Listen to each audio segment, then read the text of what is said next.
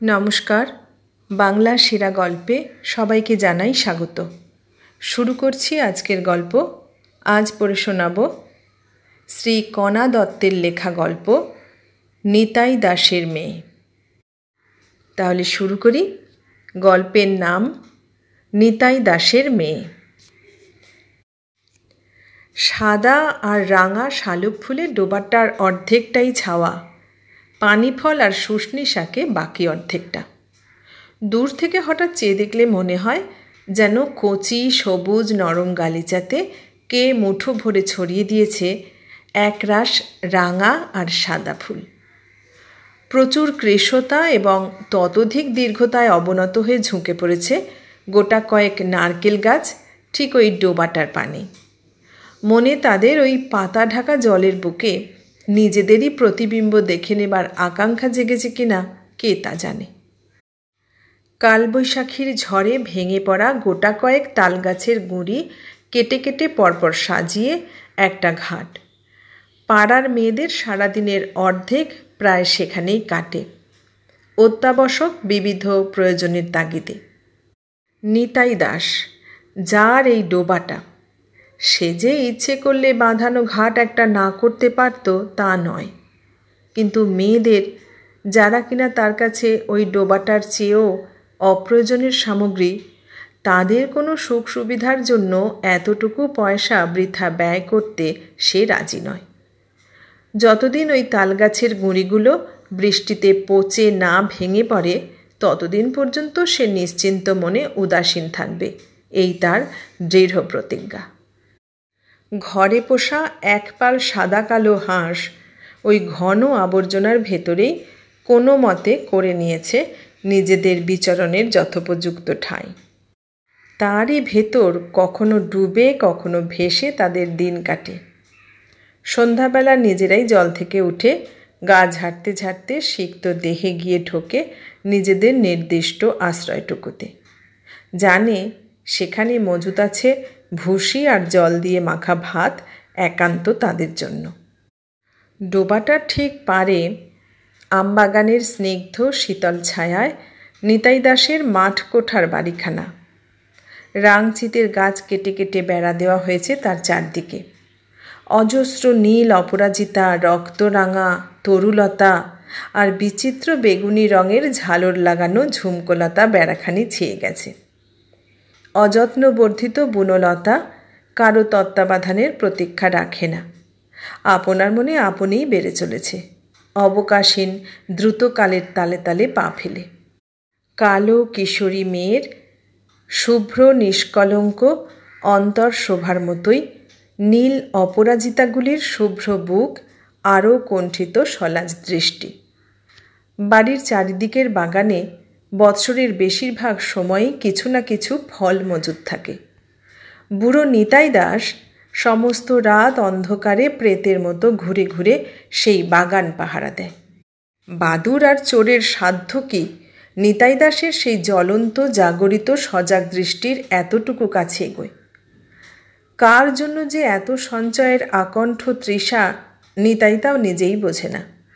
তবু স্বামী স্ত্রী প্রাণপণে সঞ্চয় করে প্রতিটি বিন্দু, প্রতিটি ক্ষুদ্রতম তুচ্ছতম সামগ্রী। রাতের সীমাহীন অতল অন্ধকারে বারে বারে নিজের বাড়িটার দিকে চেয়ে নিতাই দেখে নেয়। তৃপ্ত শীর্ণ মুখখানি তার কি যেন এক অব্যক্ত হিংস্র আনন্দে ভরে ওঠে। নিজ সে, অপরের অস্পৃশ্য না হলেও বংশমর্যাদায় অনেক অনেক নিচে তার স্থান তা সে জানে, তবু সে সুখী। অসহ্য গর্বে বুকখানা তার ফুলে ওঠে। তার পূর্বতন 3 পুরুষ ধরে ধরে যে ধন সঞ্চয় করে গেছে সে তার এতটুকু নষ্ট হতে দেয়নি, বরং প্রাণপণে খেটে সে আরও সঞ্চয় করেছে, তার দৈনিক প্রয়োজনের ঢের বেশি। যে চৌধুরীরা আজন্মার বছরে তাকে খুঁটির সঙ্গে পিছমোড়া করে বেঁধে রেখেছিল অনিদ্রা অনাহারে সারা রাত, তাদের মতো 3টে চৌধুরীকে আজ নিতাই দাস একসঙ্গে কিনে ফেলতে পারে। এমন ক্ষমতা আর এত অর্থ তার আছে। রূপালী সাদা জ্যোৎস্না ঝরে ঝরে গলে পড়েছে আম গাছের ফাঁকে ফাঁকে তার বাড়ির সারা অঙ্গকে প্রশস্ত বাঁধানো উঠোনে সারি সারি 7-8টা মড়াই বাঁধা, সম্বৎসরের মতো ধান আর যাবতীয় রবিশস্য সেখানে সর্বদাই মজুদ। বাড়ির এক পাশে প্রকাণ্ড খড় একখানা ঘরকে গোয়াল ঘরে পরিণত করা হয়েছে। তাতে 3টে গাই গরু, 2টো বলদ, সম্প্রতি বাছুরও হয়েছে একটা। 2টো বলদ মাঠে খাটে আর 1 জোড়া গাড়িতে জুড়ে ভাড়া খাটানো হয়। তাছাড়া মুরগি, হাঁস, ছাগল এত বেশি বেড়ে গেছে যে রাতের আঁধারে শেয়ালে 2-4টে টেনে নিয়ে গেলেও ধরবার উপায় নেই। চিরদিন ধরে মানুষ যা কামনা করে আসছে সবই নিতাইয়ের আছে, শুধু নেই বংশে পুত্র সন্তান। একমাত্র মেয়ে সুলোচনার বিয়ে দিয়ে চিরকাল মামার অশ্রদ্ধার অন্নে প্রতিপালিত নীলবরণকে ঘর জামাই রূপে বরণ করে আনা হয়েছে। সুলোচনার বয়স তখন 7 আর নীলবরণের 12। তারপর কেটে গিয়েছে কত রৌদ্রদগ্ধ দীর্ঘদিন আর কত স্নিগ্ধ রাত। সেদিনের শিশু স্বামী স্ত্রী আজ কর্মক্ষম, স্বাস্থ্য ও যৌবনের উচ্ছলতায় পরিপূর্ণ। আজ সুলোচনার কোলে 7 বৎসরের শিশুকন্যা হিরণী। আঙুলের ফাঁকে অনায়াসেই গলে পড়া জলের মতোই দিনগুলি কাটছিল অতি সহজেই। সংসারের খুঁটিনাটি ছোট বড় সব প্রয়োজনের দাবি মিটিয়ে হাতে অতি অল্প সময় থাকে নীলবরণের প্রতি মন দেবার। তবু সকল কাজের ফাঁকে ফাঁকে সুলোচনা বারে বারেই ও কারণে অকারণে নানা ছুতায় নীলবরণেরই কাছাকাছি ঘোরে। আজন্মের সাথী এই লোকটির প্রতি ভালোবাসার যেন তার অন্ত নাই। হোক সে ঘর জামাই, তার বাপের অন্নে প্রতিপালিত, তবু সুলোচনা আর 5 জনের মতো নয়। নীলবরণকে সে শ্রদ্ধা করে, দেবতাজ্ঞানে পূজা করে আর সমস্ত প্রাণ দিয়ে ভালোবাসে। স্বামীর কর্মক্লান্ত ঘরমাক্ত ললাটখানি সযতনে আপনার আঁচলখানি দিয়ে মুছিয়ে বাতাস করে। তার পেশিবহুল সুপুষ্ট বক্ষ আর সবল কর্মঠ বাহু দুটি বারে বারে প্রশংসমান নেত্রে চেয়ে চেয়ে দেখে, আর স্বামী সৌভাগ্য অথবা স্বামী গর্বে সারা অন্তর তার পুলকে আনন্দে ভরে যায়। সেদিন কিন্তু নীলবরণ ক্ষেত থেকে আর হেঁটে বাড়ি এলো না, এলো 2 জন কৃষাণের কাঁধে ভর দিয়ে। হাঁটবার ক্ষমতা যেন তার ক্রমেই নিস্তেজ হয়ে আসছে।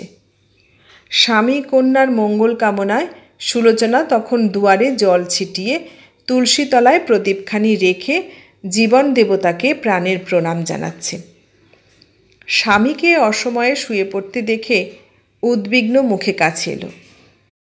সে সমর্থ দেহ আজ যেন কি এক অজানা আশঙ্কায়, কি এক দারুণ নৈরাশ্যে ভেঙে পড়েছে।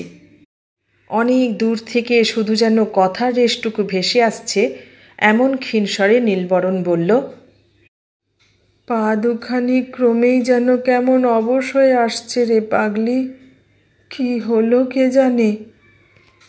যেন সূর্যাস্তের শেষ রশ্মিটুকুর মতোই ক্লান্ত অস্ফুট স্বরে দিনান্তের কোলাহলময় ধরণীর সীমা প্রান্তে কেঁদে আছড়ে পড়ল। আলোর পৃথিবী থেকে চির অন্ধকারের দেশে যায় যারা, সেই মুমূর্ষু অভাগাদের কণ্ঠ হতে ও জীবাযজ্ঞের শেষ আহুতি মুহূর্তে এমনই করুণ সব হারানোর বেদনাময় আকুতি, এমনই অস্ফুট ব্যর্থ আর্তনাদ শোনা যায়।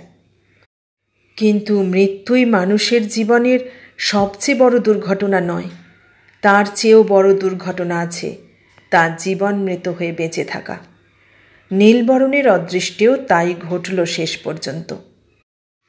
নিতাই দাস জামাইয়ের জন্য যথেষ্ট অর্থ খরচ করে শহর থেকে বড় বড় ডাক্তার আনালো পর্যন্ত, কিন্তু সকলেই এক বাক্যে পরামর্শ দিলেন শহরের সরকারি হাসপাতালে বন্দোবস্ত করতে।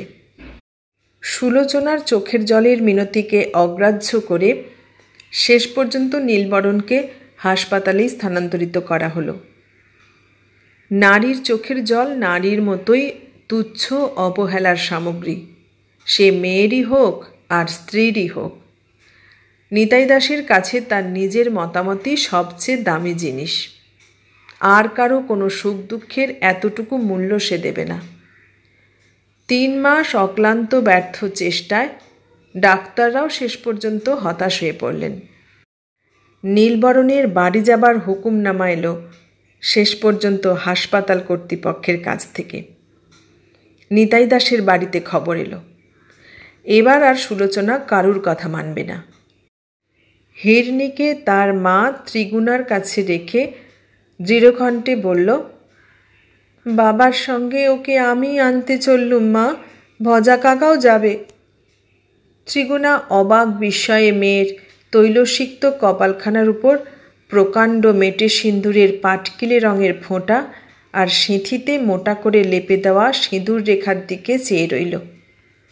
অর্ধমৃত স্বামীকে ফিরিয়ে আনবার দৃঢ় প্রতিজ্ঞা যেন সেখানেই জাজ্জল্যমান।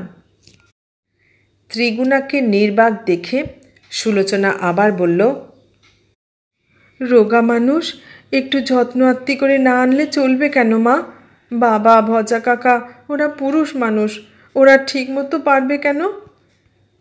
ত্রিগুণার মুখে এবার যেন প্রথম কথা ফুটল।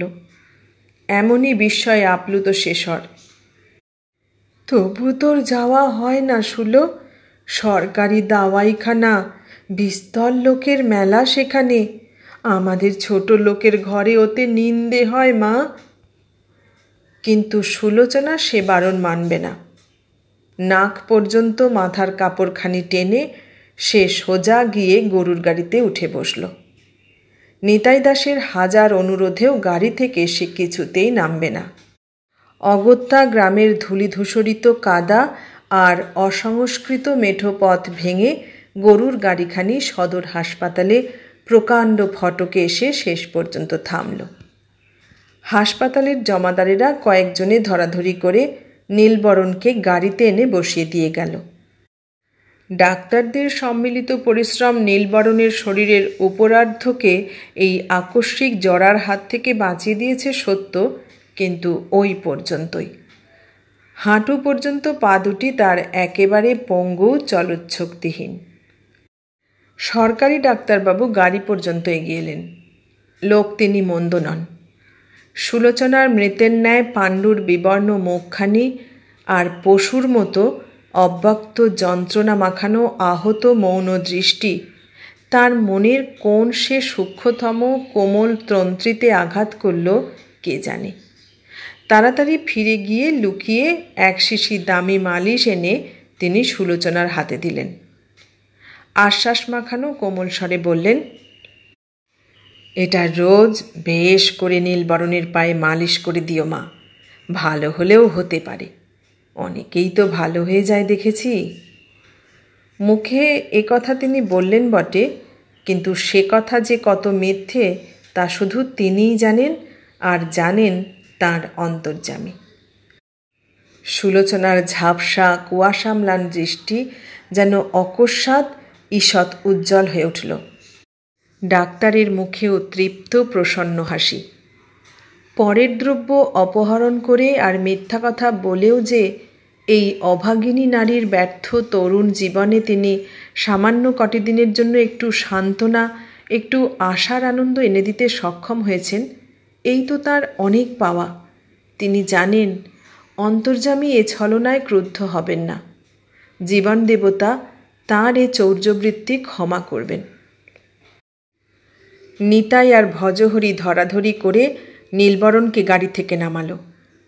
ত্রিগুণা জামাইয়ের অবস্থা দেখে চোখে আঁচল চাপা দিয়ে ডুকরে কেঁদে উঠল। অদূরে দাঁড়ানো সুলোচনার শিশুকন্যাটিও অকারণে ভয় পেয়ে চমকে কেঁদে উঠল। কিন্তু সুলোচনার দৃষ্টি নিথর নিষ্কম্প। আঁচলের তলায় ঢাকা তরল মৃত সঞ্জীবনী সুধা। সতী সে 7 বছর বয়স থেকে আজ এই 25 বৎসর বয়স পর্যন্ত এক মনে সে নীলবরণকেই ভালোবেসেছে, পূজা করেছে। তার অপটু অক্ষম জীবনমৃত স্বামীকে সে বাঁচিয়ে তুলবে, তার শ্রদ্ধায়, তার সেবা যত্নে, আকাশে 33 কোটি দেবতার প্রতি তার অখণ্ড বিশ্বাসে, অন্ধভক্তিতে, দৃঢ় মুষ্টিতে, প্রাণপণে সে চেপে ধরল হাতের শিশিটাকে। পিতার শখেদ আক্ষেপ, মায়ের অজস্র কান্না, মেয়ের অফুরন্ত আর্তনাদ কিছুই যেন আজ সুলোচনার তপস্যাকে পারবে না টলাতে। সেই নিষ্ঠুর মহাদেবের জন্য তপক্লিষ্টা গৌরীর ঐকান্তিক তপস্যার তেজ যেন আজ নিতাই দাসের মেয়ে সুলোচনার চোখে জেগেছে। কোনো কিছুই আজ তার সে নির্বাক ধ্যানকে ভাঙাতে পারবে না, যতক্ষণ পর্যন্ত চোখে তার জেগে আছে স্বয়ং দেবতার বরাভয় মাখানো প্রসন্ন হাসির আশ্বাস, আর হাতে আছে তার জীবন মৃতকে উজ্জীবিত করে তুলবার অমৃত সুধা। ডোবাটার আশেপাশের বনবাদারগুলো ফণী মনসার ফুলে ভরে গেছে। বাড়ির চারিদিকে বুনো আশশ্যাওড়া আর কালকা সুন্দরী হলুদ ফুলে ফুলে ছেয়ে গেছে। কুরুচি আর ঘেঁটু ফুলের উগ্র গন্ধে দক্ষিণ হাওয়া ভরপুর। আকন্দের গাছগুলোয় অজস্র বেগুনে সাদা ফুল, ভাঙা ডালগুলো থেকে তাদের ফোঁটা ফোঁটা ক্ষীরের মতো আঠা খড়ে খড়ে ঝরে পড়ছে। কাগজি লেবুর গাছেও ফুল ধরেছে, শ্যাম সবুজ পাতার বুকে ছোট্ট ছোট্ট সাদা ফুল। অন্দরমহলের প্রশস্ত উঠানটিতে তখন ত্রিগুণা কৃষাণদের দিয়ে গোলাগুলো ভরে সিদ্ধ ধানগুলো তুলে রাখবার ব্যবস্থা করছিল। সম্প্রতি 7 বৎসরের মেয়ে হিরণীর বিয়ে দিয়ে সুলোচনা গৌরীদানের দায় থেকে নিষ্কৃতি পেয়েছে। 13 বছরের নাত জামাই অটল ত্রিগুণাকে সাহায্য করেছে তার কাজে। ত্রিগুণাও নিতাই দাসের যোগ্য সহধর্মিণী। প্রাণ থাকতে এতটুকু জিনিস সে কাউকে ছুঁতে দেয় না। এই একটি নারী যাকে বিধাতা তার শ্রেষ্ঠ দানগুলি নিঃশেষে উজাড় করে দিয়েও প্রতিদানে 1 ফোঁটা কৃতজ্ঞতা কোনো দিন পাননি। ত্রিগুণা তখনও প্রাণপণে বকে চলেছে, আমন ধান এবার যথেষ্ট হয়নি কেন? সর্ষে অররি বা এত কম হলো কি করে? শাকসবজির অর্ধেকের বেশিই তো 5 ভূতে লুটে খেল। তারও যেমন অদৃষ্ট, নইলে 1 চোখ দেবতারা একটা ছেলেই বা দিল না কেন তাকে, যে কিনা দরদ দিয়ে অন্তত জমি জায়গাগুলো দেখাশুনো করত। আক্ষেপের তার আর বিরাম নেই, পূর্ণচ্ছেদ নেই। অদূরে চণ্ডীমণ্ডপের উঁচু দালানটিতে বসে নীলবরণ এক মনে তখন ঘরের কুসুমবিচি আর মটর ছোলা দিয়ে ভাজা মুড়ি আর ঘরেরই ভিয়েনে তৈরি গুড় সহযোগে সকালবেলার জলযোগটা সম্পন্ন করে নিচ্ছিল। সুলোচনা এদিক ওদিক চেয়ে দেখে চট করে তার আঁচলের তলা থেকে 2খানা বাসি জিলিপি বার করে স্বামীর বাটিতে ফেলে দিল। মায়ের বাক্স থেকে চুরি করে আনা পয়সায় কেনায় 2টি। ত্রিগুণা দেখতে পেলে আজ আর মেয়েকে আস্ত রাখবে না। অনর্থক পয়সা খরচ করা সে কোনো মতেই সইতে পারে না, তা সে মেয়েই করুক আর যেই করুক। জিলিপি দুটো দেখে নীলবরণের শীর্ণ মুখশ্রী উজ্জ্বল হয়ে উঠল। আনন্দ বিকশিত হাসিতে মুখখানা ভরে সে সুলোচনার পানে চাইল। সুলোচনা তখন সেখান থেকে সরে গেছে। আজ আর মুহূর্তের জন্য তার দাঁড়াবার অবসর নাই। ঘোষেদের বাড়ি আজ বিয়ে। সম্প্রদানের পিঁড়ি আর ঘরের মেঝেতে আলপনা এঁকে দেবার জন্য গিন্নি তাকেই বিশেষ করে ডেকে পাঠিয়েছেন। গোয়াল ঘরের পাশে গোয়ালা তখন বাছুরটাকে দূরে নিচু একটা পেয়ারা গাছের ডালে বেঁধে রেখে দুধ দুইবার বন্দোবস্ত করছিল। নিজের প্রাপ্য অধিকার থেকে বঞ্চিত অশান্ত জীবটিকে হিরণী গায়ে গলায় হাত বুলিয়ে আদর করছিল। সুলোচনা মেয়েকে ডাকতে গিয়ে দেখল সাদা দুধের ফেনা বালতিটা থেকে উপচে পড়বার উপক্রম করছে।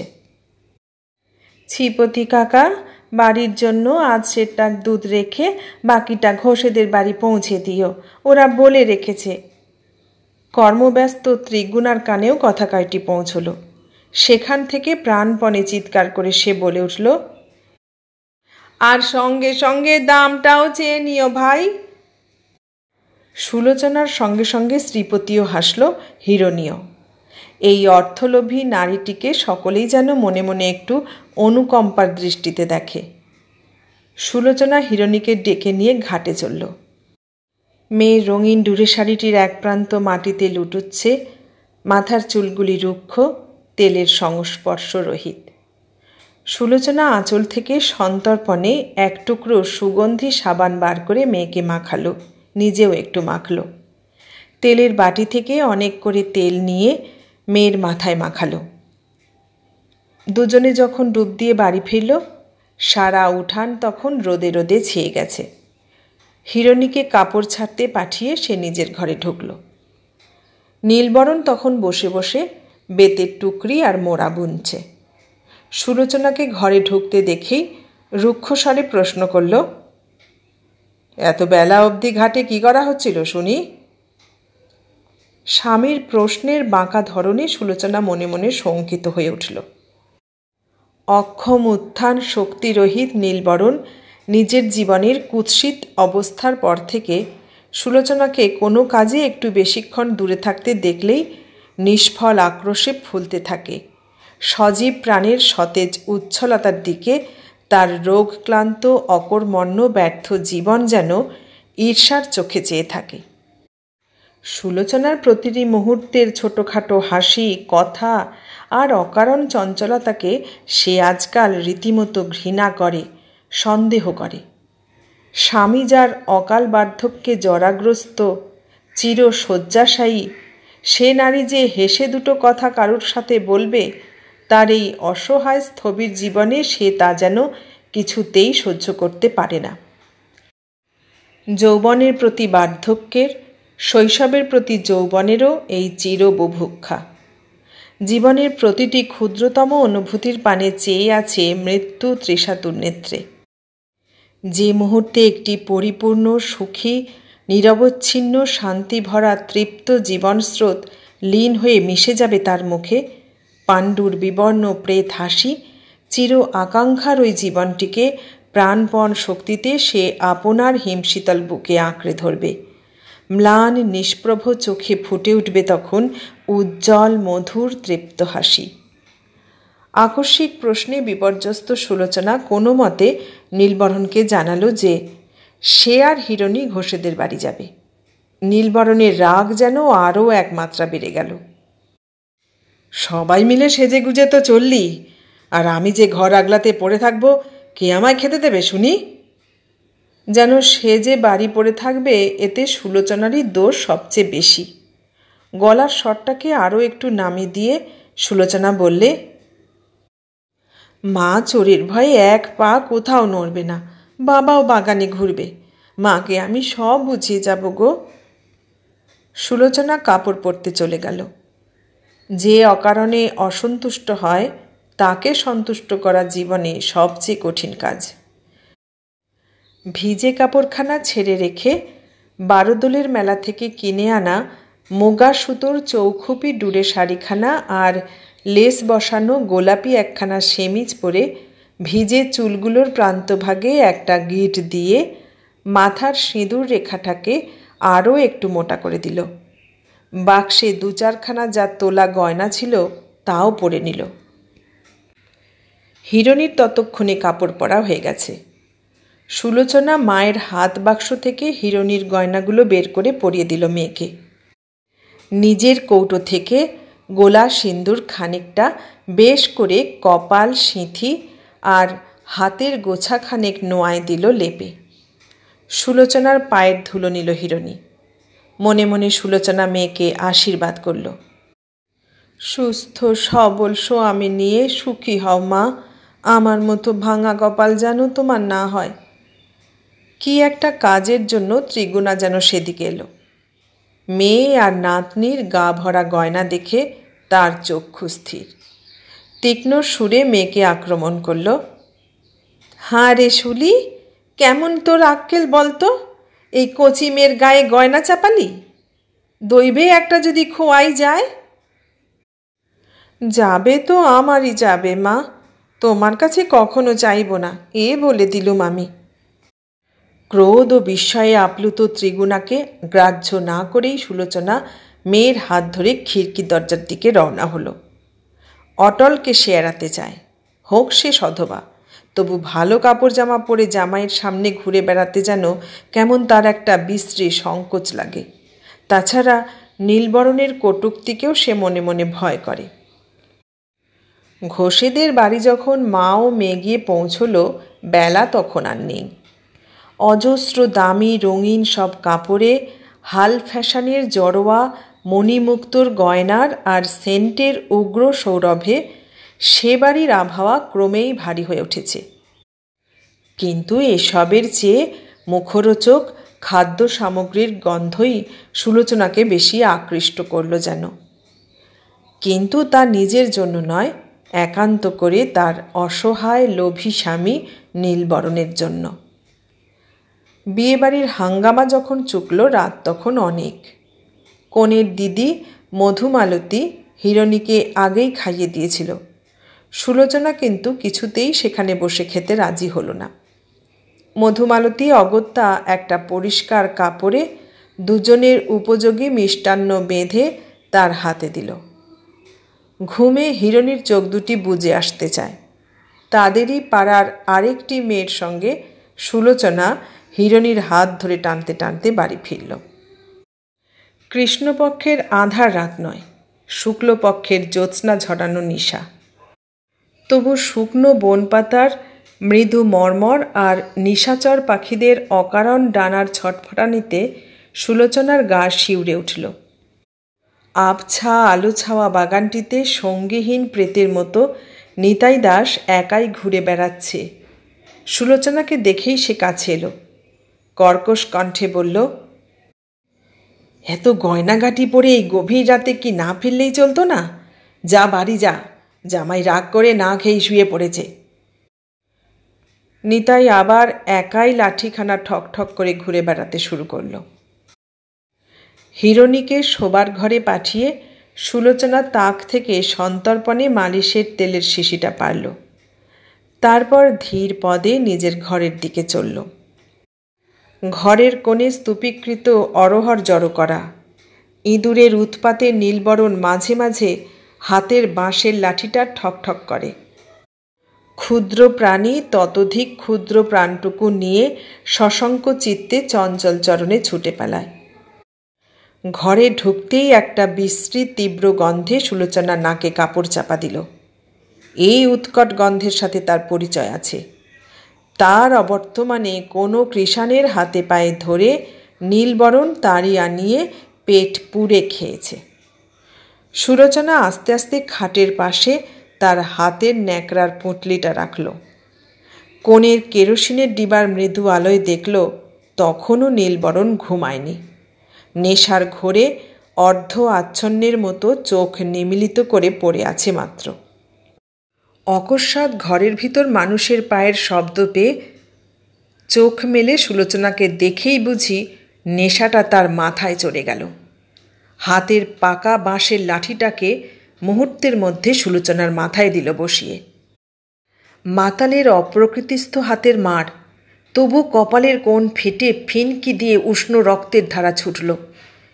নীলবরণ হাতের লাঠিটাকে আছড়ে ফেলে তখনও অস্ফুটজড়িত কণ্ঠে বলে চলেছে, কোন ঠাই থাকা হয়েছিল শুনি? বাড়িতে খোঁড়া স্বামী তোর রাত উপোস করে পড়ে আছে, আর তুই কিনা রাতের অর্ধেক প্রহর পর্যন্ত পরের বাড়ি বসে বসে ফুর্তি করবি? ঘরে থাকতে মন লাগে না লয়? পরনের শাড়ির আঁচলখানা কপালে চেপে সুলোচনা তখন নিষ্পলকে তার সামনে মেঝে টুকরো টুকরো শিশিটার পানে চেয়ে আছে। নীলবরণের মারকে সে গ্রাহ্য করে না। তার 7 বৎসর বয়স থেকে এই এতখানি বয়স পর্যন্ত সে যে কতবার নীলবরণের হাতে মার খেয়েছে তার সংখ্যা নির্ধারণ করা কষ্টসাধ্য। ওই যে তার সম্মুখে ভাঙা শিশিটা থেকে পড়ে গেল সমস্ত সঞ্জীবনী সুধাটুকু, এ দুঃখ সে রাখবে কোথায়?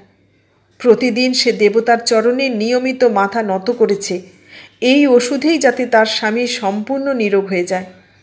অজ্ঞ মূর্খ অশিক্ষিতা নারী অন্ধবিশ্বাসে প্রতিটি দিন আশা করেছে একমাত্র এরই প্রভাবে সে স্বামীকে বাঁচিয়ে তুলতে সমর্থ হবে কর্মময় জীবনে। সে আশার আজ হলো চির অবসান। অবলুপ্ত হলো সে বিশ্বাসের স্থৈর্য। শারীরিক যন্ত্রণার চেয়ে এই হতাশার বেদনা শতগুণ বেশি আঘাত করল তাকে। সুলোচনার সারা শরীরে প্রতিটি রক্তবিন্দুতে যেন দুঃসহ তীব্র জ্বালাময় অনুভূতি। সীমাহীন অনন্ত আকাশের অপার পরিধির মতো নিঃসঙ্গ ভয়াবহ শূন্যতা যেন ক্রমেই সুলোচনাকে গ্রাস করে আসছে। এতদিনকার আশাকে ক্ষণভঙ্গুর কাচের বাসনের মতোই অতি সহজেই চূর্ণ বিচূর্ণ হয়ে যেতে দেখার আঘাতে সুলোচনার শরীর মন দুই যেন অকস্মাৎ ভুঁইয়ে ভেঙে পড়ে নিশ্চিহ্ন হয়ে যেতে চায়। আকস্মিক অবসাদে একেবারে নিঃশেষে শেষ হয়ে যাবার দুর্নিবার আকুতিময় আকাঙ্ক্ষা জাগল তার প্রাণে। অগাধ নীলিমা হতে জ্বলন্ত একটি তারা খসে পড়ল সুলোচনার মৃত্যু ব্যথা জর্জরিত মুখের পানে চেয়ে। স্বামীর ওই পঙ্গু পা দুইখানিতে শক্তি আনবার জন্য কি সাধনাই না সে করেছে কদিনে। চিরবন্দী ও নির্জন অন্ধকার কারাগৃহে বসে এতটুকু আলোর জন্য এত উচ্ছবৃত্তি, এত মিনতি করে না। সবই হয়েছে তার ব্যর্থ। ওই জীবন মৃতকে শক্তি আর জীবনে জাগিয়ে তুলবার কোনো সম্বলই আর তার রইল না। ভোরের আলো ভালো করে ফুটতে না ফুটতেই ঘোষগিন্নি বড় মেয়ে মধুমালতীকে পাঠিয়ে দিলেন সুলোচনাকে ডেকে আনতে। রাত্রি জাগরণে ক্লান্ত নিতাই তখন চণ্ডীমণ্ডপের খাটিয়াখানায় আপাদমস্তক চাদর মুড়ি দিয়ে অঘরে ঘুমোচ্ছে। ত্রিগুণা ঘর দরজায় গোবর জল ছিটিয়ে হাঁস মুরগিগুলোকে ছেড়ে দেবার উদ্যোগ করছে। মধুমালতী তাকে গ্রাহ্য করল না। বাড়িতে তাদের বিস্তর কাজ পড়ে আছে। একমাত্র সুলোচনাকে তার বিশেষ প্রয়োজন, তাই ভোর না হতেই সে ছুটে আসছে তার কাছে। স্তম্ভিত উৎসাহিত ত্রিগুণাকে ফেলে রেখেই সোজা সে সুলোচনার ঘরের দিকে এগোল। সুলোচনার ঘরের আম কাঠের দরজাখানা সম্পূর্ণই উন্মুক্ত। রক্তাক্ত চোখ দুটি অতি কষ্টে কোনো মতে খুলে নীলবরণ তখন তাদেরই বাড়ি থেকে আনা খাবারের পুঁটলিটি খুলে গোগ্রাসে খেয়ে যাচ্ছে এক মনে, আর সুলোচনা মেঝে থেকে নিঃশেষে মালিশের তেলটুকু মুছে নিয়ে ঘুম ভরা চোখে প্রাণপণে মালিশ করে চলেছে। তার কপালের খানিকটায় গাঢ় নীল আর বেগুনে কালশিরা পড়ে ফুলে উঠেছে। শুকনো কালো রক্ত তার পাশে জমাট হয়ে জমে আছে। মধুমালতী সে বীভৎস দৃশ্যে নিজের মনে শিউরে উঠল। সুলোচনাকে তার আর ডাকা হলো না। নীরবে চিন্তিত মুখে সে নিজেদের বাড়ির পথে ফিরে চলল। নিতাই দাসের বাগান পেরিয়ে যাবার সময় হঠাৎ তার নজরে পড়ল গোটা কয়েক বাতাবি লেবু, গাছের চারিদিকে কাঁটার বেড়া দিয়ে ঘেরা। মানবের সতৃষ্ণ দৃষ্টির গোপন আক্রমণ থেকে ফলগুলিকে সযত্নে বাঁচাবার প্রয়াস। শুকনো সূচের মতো তীক্ষ্ণ কাঁটার বেড়া, তবু তাকে আশ্রয় করে পরম নির্ভরতায় জড়িয়ে উঠবার চেষ্টা করছে কতকগুলো নাম না জানা বনলতা। মধুমালতীর মনে হলো ওরা যেন ঠিক ওই নিতাই দাসের মেয়ে সুলোচনার প্রতীক। ভালোবাসা পায় না, তবু ভালোবাসে। অবহেলা, লাঞ্ছনা আর অকারণ কটূক্তি লাভ করে, তবু ভক্তি করে, করে শ্রদ্ধা আর পূজা। প্রতিদানে কিছু পেল বা না পেল সেদিকে ভ্রুক্ষেপ নেই। শুধু নিজের সব সত্যটুকু নিঃশেষে বিলিয়েই চিরসুখী। ছন্দে গাঁথা অনেক আড়ম্বরে এদের প্রেম হারিয়ে যায় না। সহ্যে আর সেবায়, ধৈর্য আর স্নেহের প্রতিটি ক্ষুদ্র নিদর্শনে এদের প্রেম শুভ্র হীরকখণ্ডের মতোই দুঃখের আধারে জ্বলজ্বল করে জ্বলতে থাকে চিরদিন, চিরকাল। এতক্ষণ শুনলেন শ্রী কণা দত্তের লেখা গল্প নিতাই দাসের মেয়ে। কেমন লাগলো গল্পটা? ভালো লাগলে লাইক, কমেন্ট, শেয়ার করবেন, আর নতুন বন্ধু হলে সাবস্ক্রাইব করার অনুরোধ রইল। সবাইকে অনেক ধন্যবাদ জানিয়ে আজ এখানেই শেষ করলাম।